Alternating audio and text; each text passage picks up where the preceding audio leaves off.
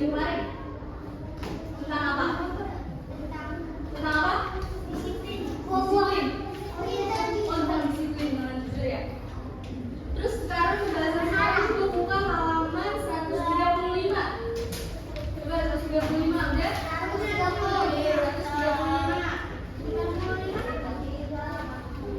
Udah? Kembali ya? Yang ini teman-teman. Coba lihat 135. Ya. Ya. Sudah. Ada yang tahu arti suci? Suci itu apa sih artinya? Bersih. Benar. Bersih dari apa? Dari kotoran, dari najis, dari kotoran. Ya kotoran najis, maaf. Terus kotoran. Kalau yang kotoran pokoknya bagaimana kita? Coba bagaimana kita membersihkan dari kotoran itu? Benar. Terus pakai apa lagi? Pakai sabun. Pakai apa lagi? Pakai air. Pakai air. Benar. Tapi sekarang kita di sini menjelaskan tentang tata cara berwudu. Ada yang udah tahu? Ryan. Apa aja sih urutan berwudu? Cuci tangan, Terus kita jilat dulu.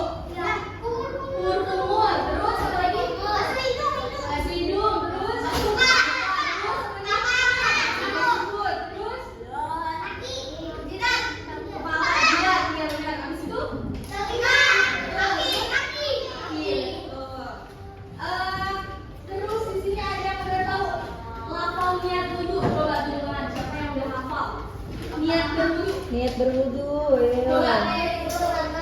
Coba bareng 1, 2, 3.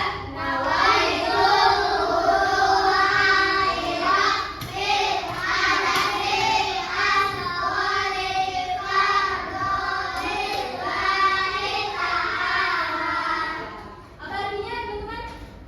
Aku niat untuk Menghilangkan ada topi.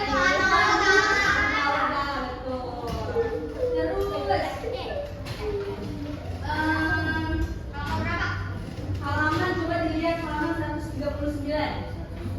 Di situ ada pelafalan doa setelah wudu. Siapa satu orang coba tunjuk tangan yang bisa hafal doa setelah wudu? Siapa? Abizar coba satu orang. Doa setelah berwudu. Coba dari teman-teman ya, boleh.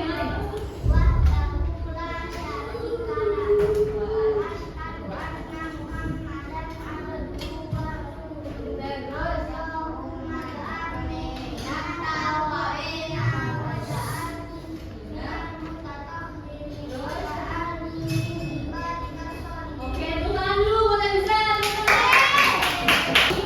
Boleh nggak kalau misalnya kita sholat tapi kita tidak berwudu? Sholatnya sah nggak? Kalau misalnya kita sholat tanpa berwudu, sholatnya nggak sah, nggak bakal diterima oleh Allah. Jadi sebaiknya untuk berwudu terlebih dahulu.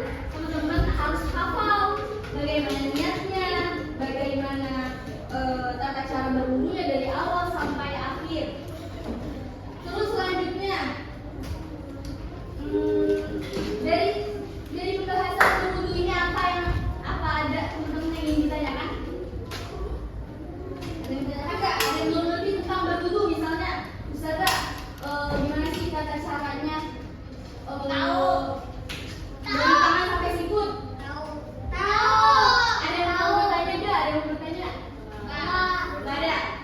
Oke, berarti udah paham ya? Udah paham? Bener nih, udah paham ya?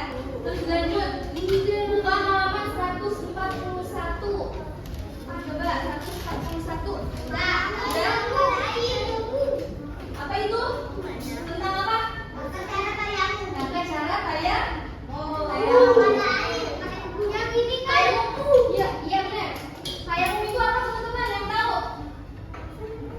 Tayamum itu adalah pengganti bersuci dengan menggunakan debu. Ya betul.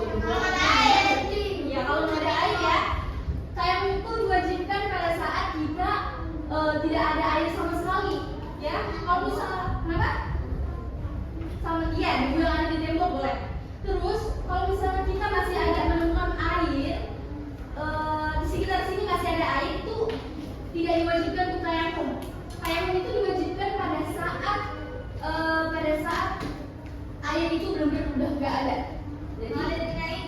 Jadi kita harus menggunakan tayamum.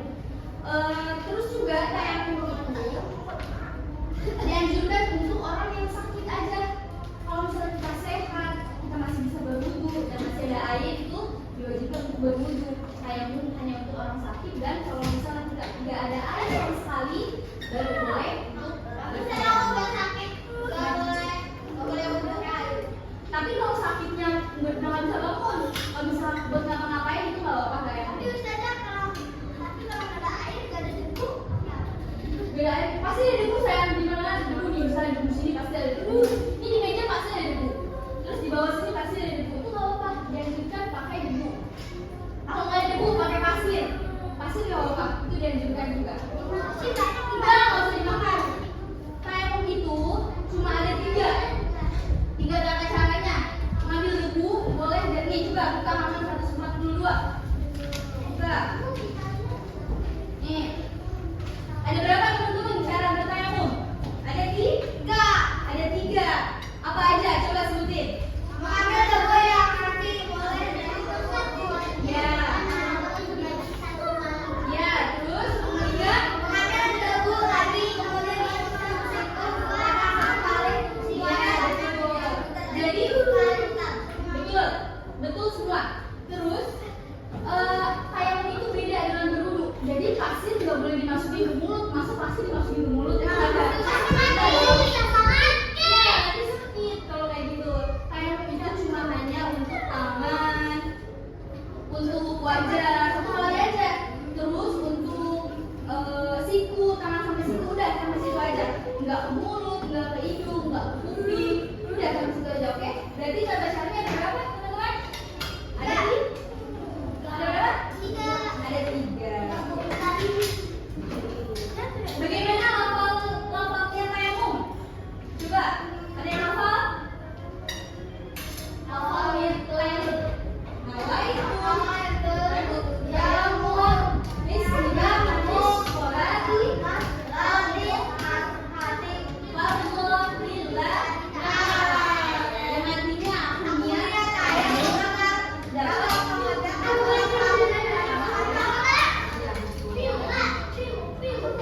Tuh lihat di sini ada pun rukun tayamum. Rukun tayamum yaitu sebagai berikut, niat, mengusap muka, mengusap kedua tangan sampai siku, sama kepit. Oke. Oh,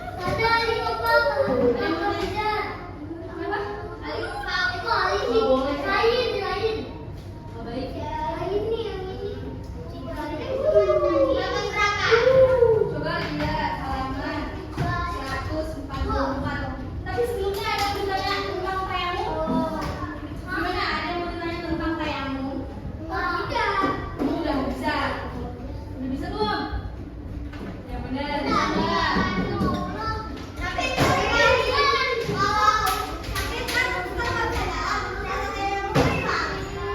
Tayamumnya misalnya kita ada di ranjang rumah sakit misalnya. Itu tayamum di sampingnya. Di samping kita kan nggak kuat buat berdiri atau duduk. Jadi di sampingnya nggak apa-apa. Bisa jadi nanti kalau udah. Kan lagi liburan terus di sini tayamum nggak apa-apa. Terus itu aja nggak apa-apa, tayamum gampang karena iya boleh. Kenapa bagus? Enggak. Boleh. Kan misalnya dia nggak bisa bangun, dia lemes banget nih karena sakit, itu nggak apa-apa. Nggak bisa bangun, jadi dari samping aja. Ada lagi? Buka sampai 144. Apa? Oh, apa? Bukan 144. Oh iya ini. Coba dilihat teman-teman. Di sini tentang perilaku hidup bersih. Di sini apa ada yang hidup dengan kotoran? Ada yang hidup sama kotoran? Enggak, manusia. Ada nggak yang hidup dengan kotoran kayak jorok?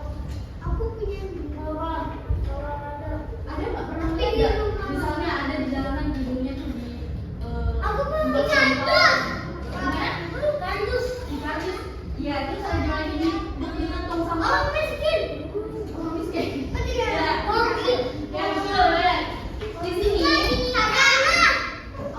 Enggak di lantai.